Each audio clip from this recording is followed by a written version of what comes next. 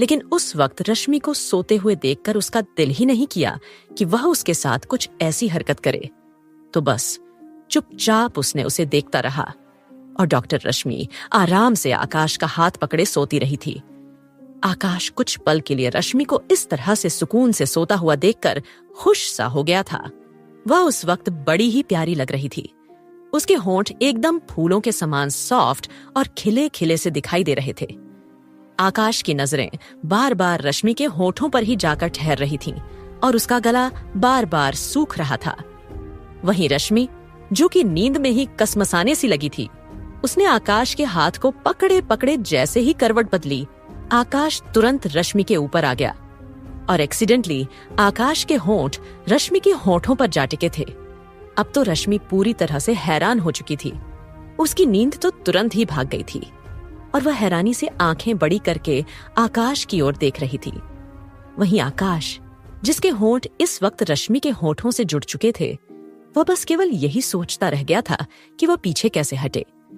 रश्मि कुछ बोलना चाहती थी। इस बोलने के चक्कर में वह अपने होठों को मूवमेंट करने लगी थी। वहीं आकाश रश्मि के इस तरह से करने पर पूरी तरह से हैरान हो गया। उसे ऐसा लगने लगा मानो कि रश्मि उसे किस कर रही हो। वहीं रश्मि भी आकाश को अपने ऊपर से हटने के लिए कहने की कोशिश कर रही थी, लेकिन उस वक्त आकाश की आंखें रश्मि के सॉफ्ट होठों को टच करने के बाद ऑटोमेटिक बंद हो गई थीं। हालांकि उसने पहले भी रश्मि को किस किया था, लेकिन उस वक्त वह गुस्से में था। लेकिन अभी जो एक्सीडेंटल किस रश्मि के साथ हुआ था, इसीलिए वह सॉफ्टली रश्मि को किस करने लगा था। वहीं रश्मि अब पूरी तरह से शॉक में थी, केवल अपनी आंखें बड़ी करके आकाश की ओर ही देखे जा रही थी। कुछ देर तक आकाश इसी तरह से रश्मि को किस करता रहा और अचानक उसने अपनी आंखें खोली। उसे इस बात का एहसास हो गया कि वह भावनाओं में बहकर उसने रश्मि को किस किया था। वह फटाफट से उसके ऊपर से उठा और उसकी ओर गुस्से से देखते हुए बोला, तुम्हारी हिम्मत कैसे हुई नींद में भी मुझे सिड्यूस करने की। अब जैसे ही आकाश ने यह कहा, रश्मि पूरी तरह से चौंक गई थी। वह तो खुद बेचारी नींद में सो रही थी। उसे तो पता ही नहीं था कि अचानक से सब क्या हुआ। ऊपर से आकाश ने सारा ब्लेम रश्मि के ऊपर ही रख दिया था और खुद वहां से चला गया था।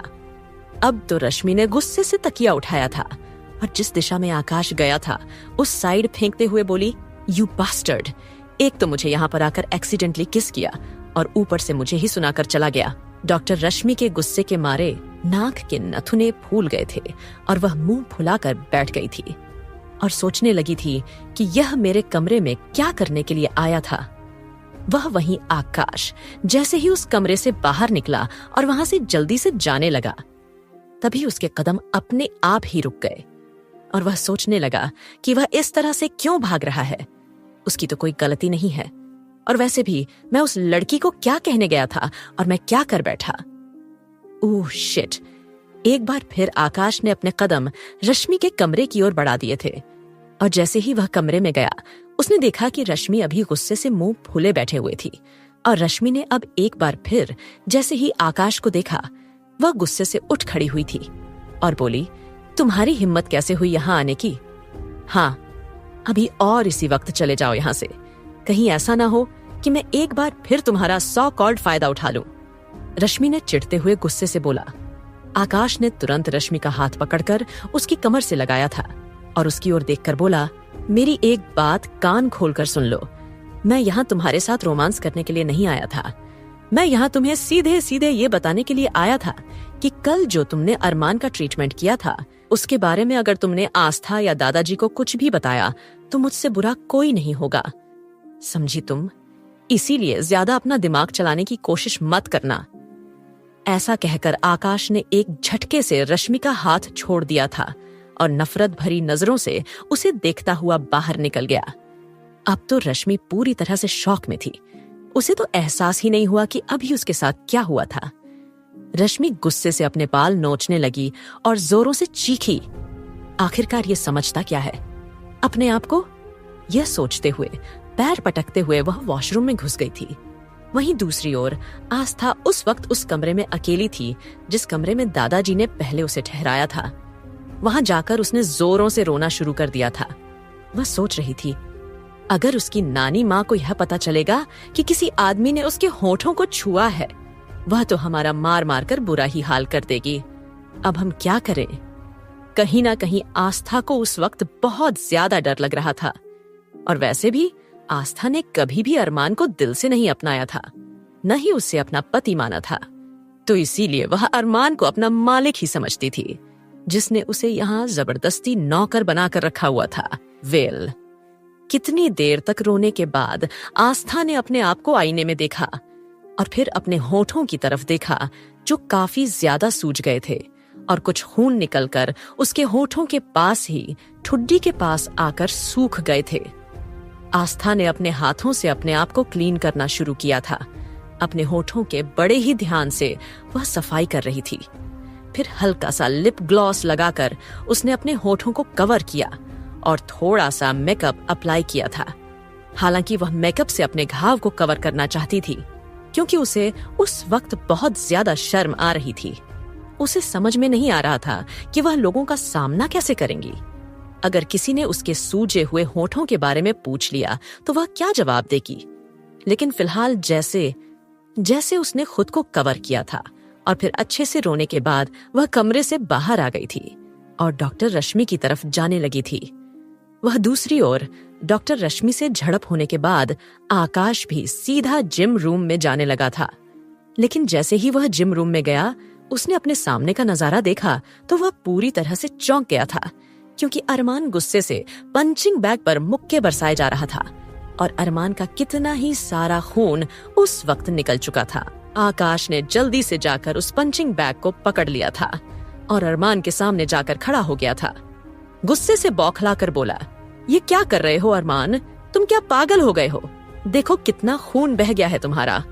तुम्हारे सारे स्टिचेस एक बार फिर टूट गए हैं। ऐसा कहकर आकाश अरमान को डांटने लगा।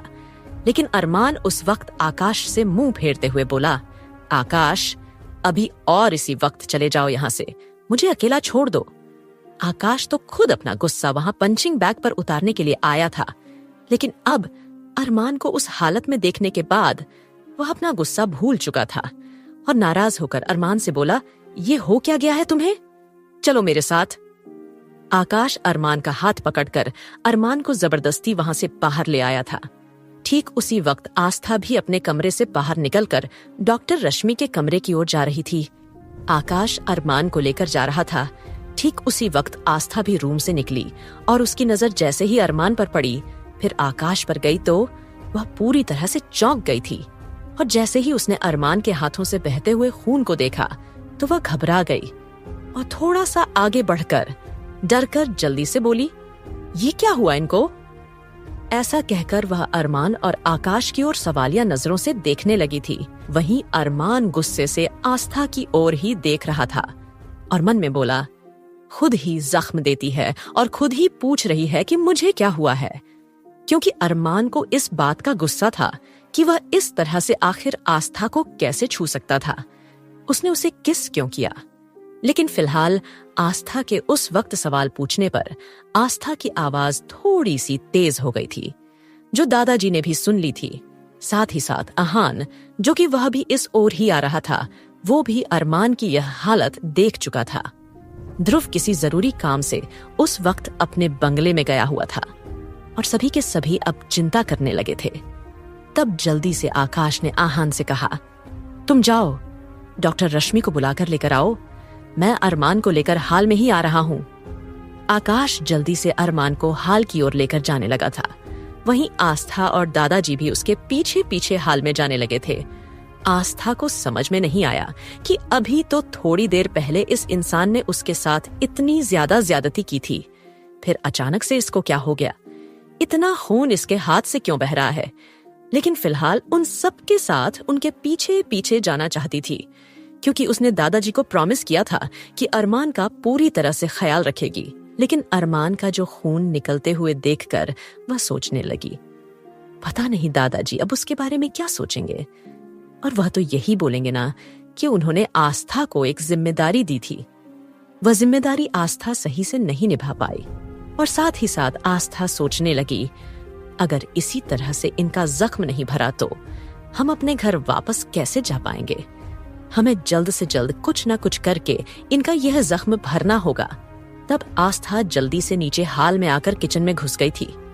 वह दूसरी ओर डॉक्टर रश्मि, जो कि उस वक्त आकाश से ज्यादा गुस्से में थी, तो इसीलिए वह तैयार होकर सीधा हॉस्पिटल के लिए निकल गई थी, क्योंकि हॉस्पिटल में कुछ इमरजेंसी केस आया था, जिसकी वजह से उसे वहां जाना पड़ा था, क्योंकि कोई और बड़ा डॉक्टर उस वक्त अस्पताल में मौजूद नहीं था। अब जैसे ही आहान ने डॉक्टर रश्मि को उसके कमरे में नहीं पाया, तो वापस से उसने हाल में आकर आकाश और अरमान को बता दिया था कि डॉक्टर रश्मि इस वक्त वहां मौजूद नहीं है। वह हॉस्पिटल गई है, क्योंकि उसने डॉक्टर रश्मि को कमरे में ना पाकर तुरंत उसे फोन किया था। फोन पर रश्मि ने उसे बता दिया था कि वह हॉस्पिटल आई है इमरजेंसी केस को देखने के लिए। अब आकाश गुस्से से भर गया था और सोचने लगा कि इस लड़की की हिम्मत कैसे हुई बिना हमें बताए हॉस्पिटल जाने की। लेकिन फिलहाल अरमान का इलाज करना बहुत ज्यादा जरूरी है, क्योंकि अरमान का खून रुकने का नाम नहीं ले रहा था। ध्रुव उस वक्त भी वहां मौजूद नहीं था, वरना ड्रेसिंग वगैरह ध्रुव भी कर सकता था। दादाजी भी बहुत ज्यादा घबरा गए थे और लगातार बोलने लगे कि फटाफट से कुछ करो ना, आकाश बेटा कितना खून बह गया है इसका। एक काम करो, इसको हॉस्पिटल लेकर चलते हैं। सभी ने यह डिसाइड किया कि अरमान को अब सीधा हॉस्पिटल लेकर जाएंगे, लेकिन अरमान को गोली लगी थी।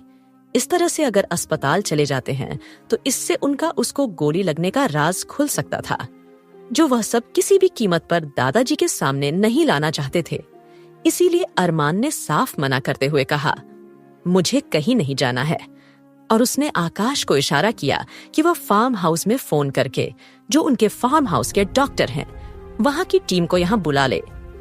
आकाश उसका इशारा पाकर फोन करने लगा था, लेकिन तभी अचानक आस्था की आवाज आई थी और वो बोली, नहीं, किसी को बुलाने की कोई जरूरत नहीं है, हमने उनके जख्म का मरहम बना दिया है। अब जैसे ही आस्था ने यह कहा, सभी हैरानी से उसकी ओर देखने लगे थे।